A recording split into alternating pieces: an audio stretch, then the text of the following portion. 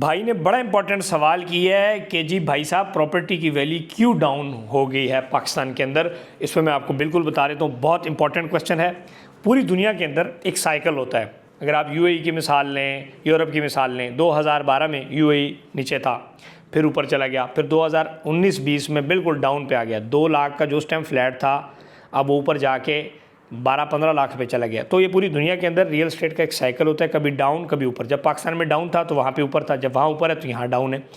दूसरी इसकी एक वजह यह है कि पॉलिटिकल इंस्टेबिलिटी जब आती है पॉलिटिकली तो रियल एस्टेट थोड़ी सी डाउन हो जाती है, लोग इन्वेस्टमेंट थोड़ी सी कम कर देते हैं।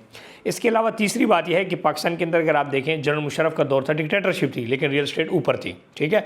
फिर जब पॉलिटिकल गवर्नमेंट आ गई फिर नीचे आ गई, फिर पॉलिटिकल में ही वो ऊपर भी चली गई, फिर नीचे आ गई, फिर ऊपर, और आप फिर दोबारा नीचे। तो अब ये 2025 के अंदर आपको बहुत सारी चीज़ें बेहतर नजर आएंगी रियल एस्टेट के हवाले से। दूसरी बात यह है कि जिस तरह अब फॉर एग्जाम्पल आप जवान होते हैं फिर बूढ़े हो जाते हैं, इस तरह रियल एस्टेट का साइकिल ऊंच नीच चलती रहती है पूरी दुनिया के अंदर।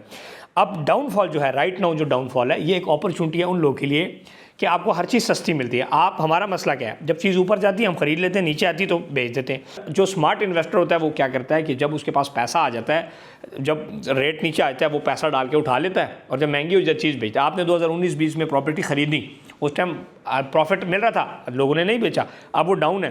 फिर जब ये ऊपर दोबारा चली जाएगी, लोगों को उस टाइम बेच देनी चाहिए, अभी नहीं बेचनी चाहिए। सो ओवरऑल ये पूरी दुनिया के अंदर चलता रहता है। रियल एस्टेट आप सबकी और हम सबकी एक रियल नीड है। आपके अगर दादा ने प्लॉट लिया तो आज आपको फ़ायदा है, अगर आपके बाप ने प्लॉट लिया तो आज आपको फ़ायदा है, अगर मैं लूँगा तो आगे मेरी नस्ल को फ़ायदा होगा उसका। और घर, प्लॉट, प्रॉपर्टी ये कभी ज़ाया नहीं जाती, बल्कि आपका एक एसेट बन रहा होता है। सो रियल एस्टेट में ऊंच नीच इस तरह चलती रहती है, तो आपने घबराना नहीं है। ये बहुत सारी चीज़ें बेहतर हो जाएंगी। इससे बुरे हालात गुजरे, दहशतगर्दी के हालात थे, बहुत टफ टाइम था। अब आप देखें 2013, 14, 15, 16, 17 स्वात ऑपरेशन, वाना ऑपरेशन, धमाके, हर चीज़, लेकिन फिर भी रियल एस्टेट चल रही थी। रियल एस्टेट मुल्क इकोनॉमीज़ ऊपर नीचे चलती रहती हैं, और बहुत सारी चीज़ें इंशाल्लाह पॉलिटिकल स्टेबिलिटी अब आपको नज़र आ जाएगी। 2025 में बहुत सारी डील्स हो जाएंगी, पॉजिटिवनेस आ जाएगी, क्योंकि ज़ाहिर बात है बहुत सारा नुकसान मुल्क का हो गया।